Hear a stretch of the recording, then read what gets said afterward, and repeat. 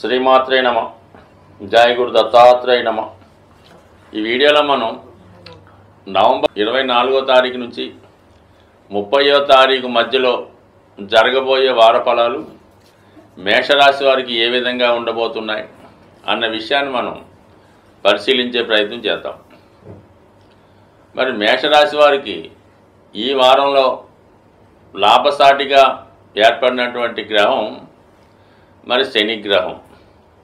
మరి ప్రస్తుతం శనిగ్రహం లాభస్థానంలో రుజు మార్గంలోకి రావడం వల్ల జాతకుడికి ఏంటంటే వృత్తి వ్యవహారాల్లో అభివృద్ధి కనబడుతూ ఉంటుంది.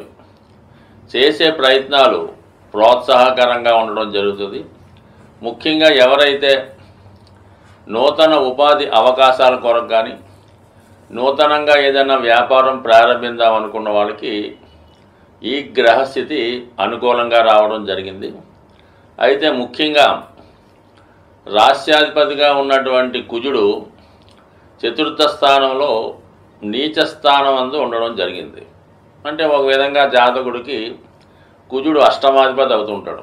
వాస్తవానికి మేషరాశి వారికి కుజుడు లగ్నాధిపతి రాస్యాధిపతి అయినప్పుడు కూడా అష్టమ భావ కారకత్వాలు కూడా ఉండడం వల్ల ఏదైనా కుజుని కారకత్వాలకు సంబంధించినటువంటి ప్రయత్నాలు చేస్తున్నప్పుడు ఇనీషియల్గా స్ట్రగుల్ ఇచ్చి దాని తర్వాత మంచి చేయడం జరుగుతూ ఉంటుంది. మరి ప్రస్తుతం చతుర్థ స్థానంలో ఉన్నటువంటి కుజుడు జాతకుడికి ప్రస్తుతం ఉన్నటువంటి ప్లేస్ నుంచి వేరే ప్లేస్కి మారడానికి ఈ గ్రహస్థితి అనుకూలించడం జరుగుతూ ఉంటుంది. అలాగే జాతకుడు ఏదైనా ఒక ఎసెట్ ఒక చోటలో విక్రయించి వేరే చోటలో కొనుక్కోవడానికి కూడా ఈ గ్రహస్థితి అనుకూలం రావడం జరిగింది. ఇప్పుడు ఈ వారంలో ఇంచుమించుగా మనకి ఏంటంటే ఈ కుజుడు డిసెంబర్ 6, 7 తారీఖుల్లో వక్రగమనం పొందడం జరుగుతూ ఉంటుంది.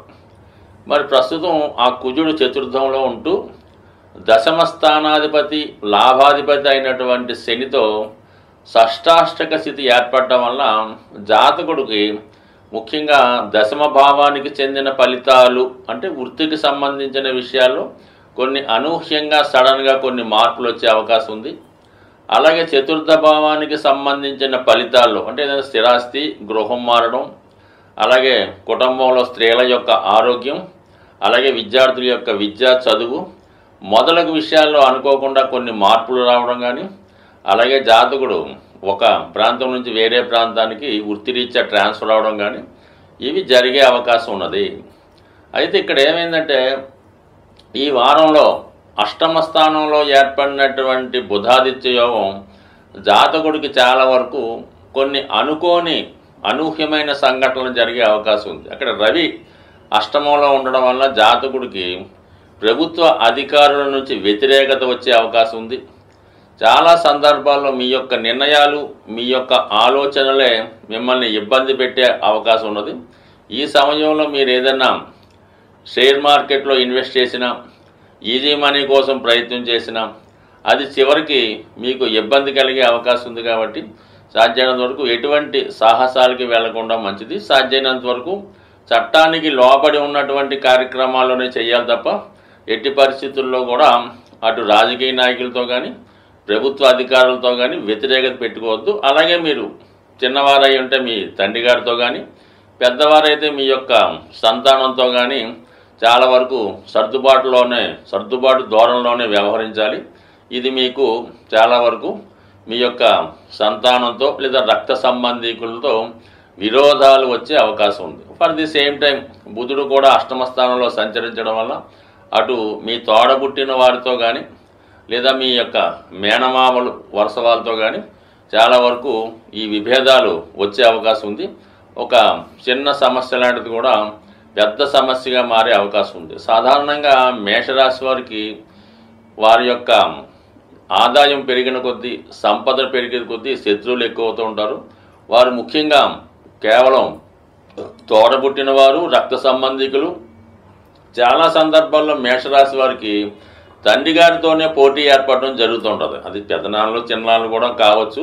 బట్ ఏవైనా ఈ తండ్రి కొడుకుల పోటీలో ఒకరినొకరు అధిగమించే ప్రయత్నంలో చాలా వరకు సక్సెస్ సాధిస్తుంటారు. బట్ ఏదైనా ఈ రాశి వారికి మరి ధనస్థానంలో ఉన్నటువంటి గురువు సమయానికి ఏదో ఒక ఆర్థిక సహకారం అందొచ్చు.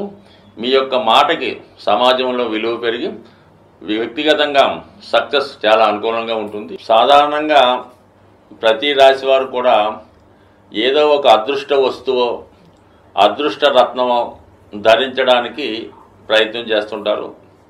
దాన్ని అవకాశంగా తీసుకొని అటువంటి వాటిని క్యాష్ చేసుకునే వారు కూడా చాలామంది ఉండడం జరుగుతూ ఉంటుంది.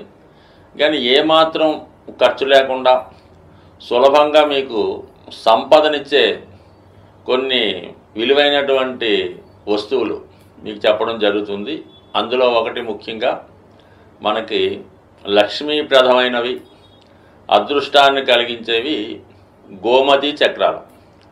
ఈ గోమతి చక్రాలు మీరు ఒక 11 సేకరించి మీ యొక్క క్యాష్ బాక్స్లో పెట్టుకోండి. లేదంటే మీరు పర్సులో ఒక గోమతి చక్రం పెట్టుకోండి. లేదా విద్యార్థులు పరీక్ష రాయడానికి వెళ్ళినప్పుడు, ఇంటర్వ్యూకి వెళ్ళినప్పుడు ఒక గోమతి చక్రాన్ని లాకెట్ రూపంలో ధరించినా పర్లేదు, ఉంగరం రూపంలో పెట్టుకున్నా పర్లేదు, అది లాకెట్గా వేసుకున్నా మరి మీకు అదృష్ట యోగాన్ని ఇస్తుంది. అంటే ఇది సముద్రంలో దొరుకుతుందన్నమాట.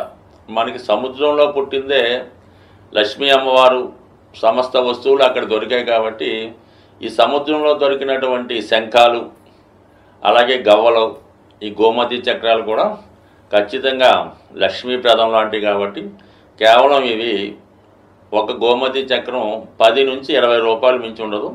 ఇది ఖచ్చితంగా ప్రతిఫలాన్ని ఇచ్చే రెమెడీ. లేదు మీ పూజా మందిరంలో అయినా ఒక గోమతి 5 చక్రాలు పెట్టుకొని చాలు. దాని తర్వాత అంత అదృష్టాన్ని ఇచ్చేవి చిన్నపాటి లక్ష్మీ గవ్వలు, దాని పేరే లక్ష్మీ గవ్వలు, చాలా తెలుపు రంగులో ఉండడం జరుగుతూ ఉంటుంది.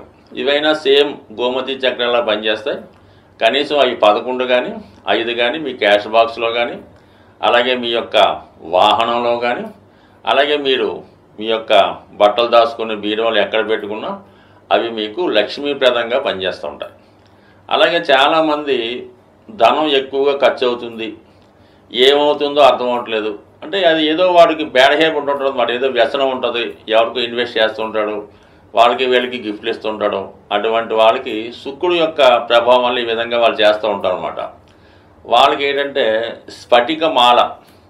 స్ఫటికమాల అని దొరుకుతూ ఉంటుంది. కనీసం 500 మంచి ఒరిజినల్ దొరుకుతుంది. చిన్నపాటి పూసలు, అవి చాలా చల్లదనాన్ని ఇస్తాయన్నమాట. ఆ స్ఫటికమాల ధరించడం వల్ల ముఖ్యంగా స్త్రీ వ్యసనం నుంచి బయటపడతారు, బలహీనతల నుంచి బయటపడడం. ఎవరికైతే స్త్రీ వ్యసనం ఉంటుందో వాళ్ళు ఖచ్చితంగా ఆర్థిక పరంగా చాలా నష్టపోవడం జరుగుతూ ఉంటుంది. దాని నుంచి బయటపడే విధంగా ఈ స్ఫటికమాల ఉపయోగపడుతుంటుంది. ఇది కూడా చాలా తక్కువ విలువతో కూడుకున్నది కాబట్టి అది కూడా ధరించవచ్చు. అలాగే ప్రస్తుతం కంపల్సరిగా ఫలితాన్ని ఇస్తున్నటువంటి మాల కరుంగలి మాల. ఇది ప్రస్తుతం తమిళనాడు అంతటా పెద్ద పెద్ద వాళ్ళు వాడుతున్నారు. ఇప్పుడిప్పుడే మనకి ఆంధ్రప్రదేశ్లో కూడా విరివిగా ఈ కరుంగలి మాల దొరకడం జరుగుతుంది. సో ఈ మాల యొక్క ఖరీదు అంటే అది చెట్టు యొక్క దాని మొదల నుంచి తయారు చేస్తూ ఉంటారు. ఇది 300 రూపాయల నుంచి సుమారుగా 1500, 3000 వరకు కూడా, అంటే బాగా క్వాలిటీగా ఉన్నటువంటిది ఏంటంటే 1500, 2000కి దొరుకుతుంది. కొంత లేతగా ఉన్నటువంటి చెట్టు నుంచి తీసింది 500కి, 300కి దొరుకుతూ ఉంటుంది. బట్ ఏది ధరించినా ఈ కరుంగలి మాల ధరించడం వల్ల జాతకుడికి తనలో ఉన్నటువంటి దిష్టి దోషం తొలుగుతుంది. అలాగే సుబ్రహ్మణ్య స్వామికి సంబంధించింది కాబట్టి వివాహ సమస్యలు, రుణ బాధలు తొలుగుతాయి. అయితే ముఖ్యంగా ధైర్యం కావడం జరుగుతుంది. ప్రతి వాడికి అప్పు ఉంటుంది, అది తీర్చగలిగే ధైర్యం ఉన్నవాడు నిలబడుతూ ఉంటాడు, లేనివాడు ఏదో ఇబ్బంది పడుతుంటాడు. కాబట్టి సాధ్యం వరకు ఇది సాధారణంగా ఎటువంటి నియమాలు లేవు. 99% ప్రస్తుతం మార్కెట్లో ఫలితాన్ని ఇచ్చే మాల ఈ కరుంగలి మాల కూడా ధరించవచ్చు. అయితే సాధ్యమైనంత వరకు రత్నాల జోలికి వెళ్లకుండా ఉంటేనే మంచిది. సాధ్యమైనంత వరకు ఇప్పుడు మార్కెట్లో 99.9% డూప్లికేట్ రత్నాలే దొరుకుతాయి. అవి ఇప్పుడు మన బీర్ బాటిల్ ఉంటాయి కదా, అవి కలర్ బీర్ బాటిల్ పగలగొట్టి వాటి యొక్క గాజుతో వాటిని పాలిష్ చేసి స్టోన్స్గా అమ్మడం జరుగుతుంది. మనకి చార్మినార్ ప్రాంతంలో ఇటువంటి స్టోన్స్ 100కి 3 దొరుకుతూ ఉంటాయి. అటువంటి భ్రమలో పడకుండా 90% జాతి రత్నాలు, జాతి రాళ్ళు, రంగురాళ్ళు పక్కన పెట్టి ఈ సింపుల్గా ఇప్పుడు చెప్పినటువంటి ఈ మరి తాంత్రిక వస్తువులు అనొచ్చు, లేదంటే విలువైనటువంటి వస్తువులు పెట్టుకోవడం వల్ల ఇవి చాలా ఆచారంగా పూర్వకాలం నుంచి వస్తుంది. కొద్దిగా నమ్మకం ఉంటే చాలు, అన్నీ మీకు లక్ష్మీప్రదమే అవుతుంది. స్వస్తి.